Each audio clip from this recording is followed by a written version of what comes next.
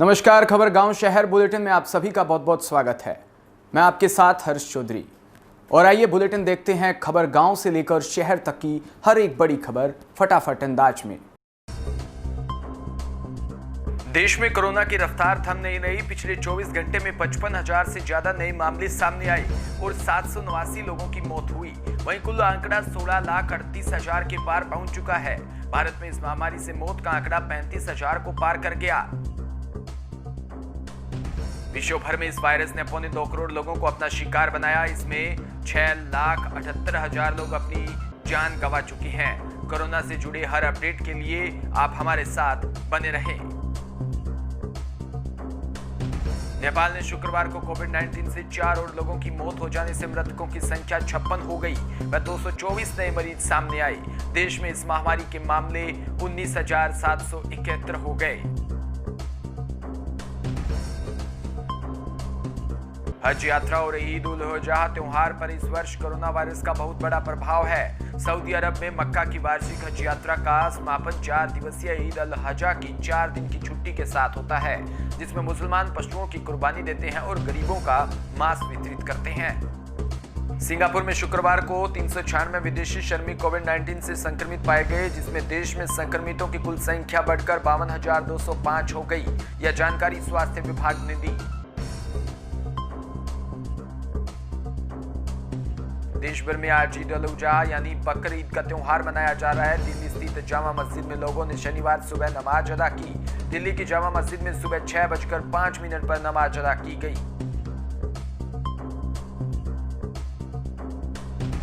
Corona संकट के चलते जामा मस्जिद में नमाज अदा करने आए लोगों के बार मस्जिद पर प्रशासन से दूरी बनाकर नमाज अदा करने की अपील की गई। जामा मस्जिद में तैनात पुलिस कर्मियों ने थर्मल स्क्रीनिंग के बाद ही लोगों को मस्जिद में प्रवेश दिया।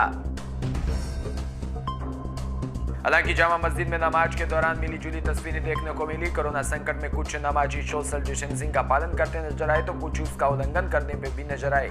मस्जिद में आगे बैठे लोग तो दूरी बनाकर नमाज अदा कर रहे थे। राजस्थान के पावटा में विधानसभा उपाध्यक्ष राव राजेंद्र सिंह के पुत्र और भाजपा प्रदेश मंत्री राजकुमार देवायुष सिंह कल भाजपा कार्यकर्ता के साथ क्षेत्रीय दौरे पर थे, जहां रात्रि को तुलसीपुरा से विराटनगर जाते हुए चितौली के आगे काफी भीड़ दिखाई दी। जैसे ही पहुंचे तो गंभीर रूप से घायल एक व्यक्ति सड़क पर लेटा हुआ था। वहां चारों तरफ लोग खड़े थे। तब उनसे पूछा तो उन्होंने बताया कि कुछ ही देर पहले एक स्कूटी और स्विफ्ट की भिड़ंत में युवक घायल हो गया।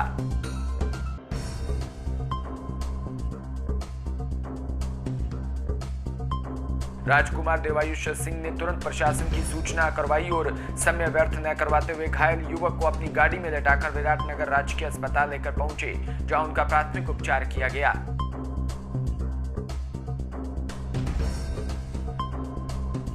सावधानी के बावजूद शुक्रवार को टिड्डियों के दल ने सूरतगढ़ तहसील के गांव मानकसर तथा सदर थाना क्षेत्र में धावा बोल दिया।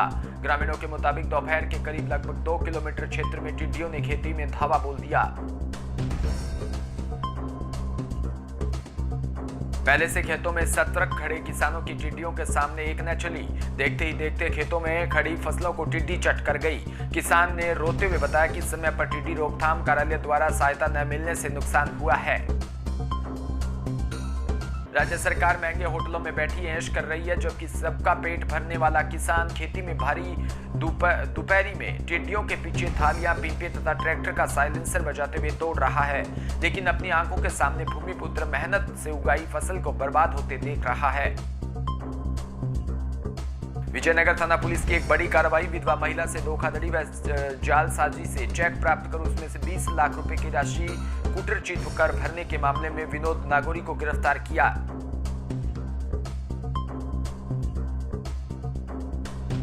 थाना प्रभारी विजय सिंह ने बताया कि आरोपी को कोर्ट में पेश कर लिया, रिमांड पर है। कस्बे में कई और मामले को खुलासा होने के आसार भी बताए गए हैं।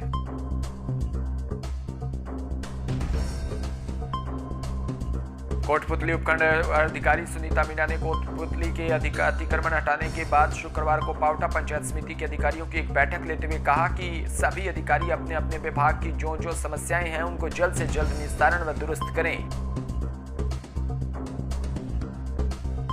कोरोना में सरकार की एडवाइजरी का पालन करें और नदी नालों की सफाई व्यवस्था व एनएचआई व पीडब्ल्यूडी के अधिकारियों को पार्किंग व सफाई व्यवस्थाओं के लिए ईओ को दूरभाष के जरिए अवगत करवाएं।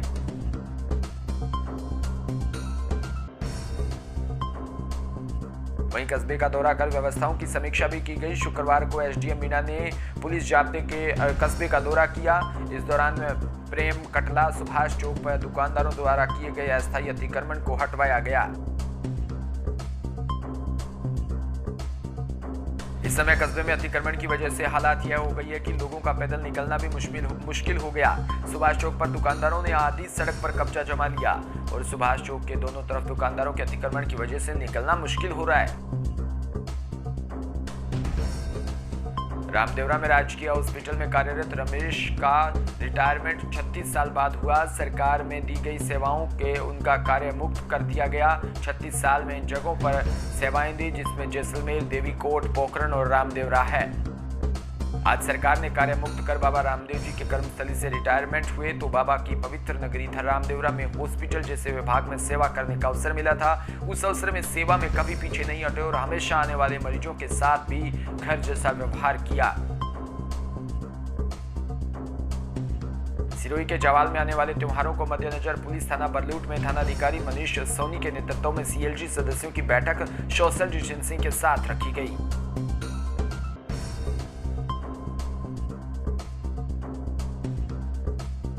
जिसमें सोनी ने उपस्थित सदस्यों को आने वाले त्योहारों को शांति व भाईचारे के साथ सभी वर्ग को आपस में मिलकर मनाने का आह्वान भी किया।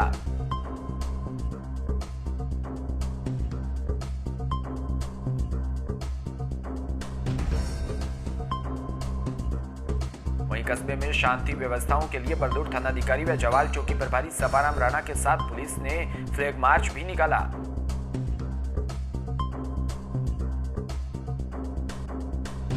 रामदेवरा में अखिल भारतीय गुजरकोट ब्राह्मण महिला महासभा के राष्ट्रीय केंद्रीय मंत्री विमला ओम उपाध्याय कोलासर का रामदेवरा पहुंचने पर सामाजिक कार्यकर्ता स्वरूप शर्मा छायन द्वारा दुपट्टा पहनाकर स्वागत किया।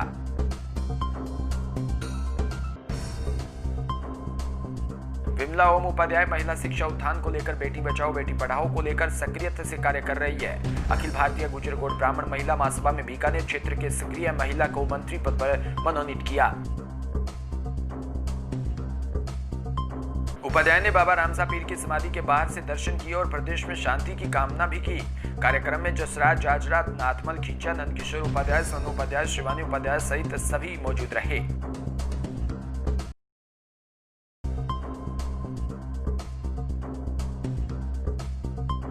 उत्तर प्रदेश के जौनपुर में डीपीके न्यूज की खबर का असर हुआ। पुलिस कप्तान एक्शन में आए और 10 लाख की डकैती में लापरवाही बरतने वाले सिपाहियों को निलंबित कर दिया।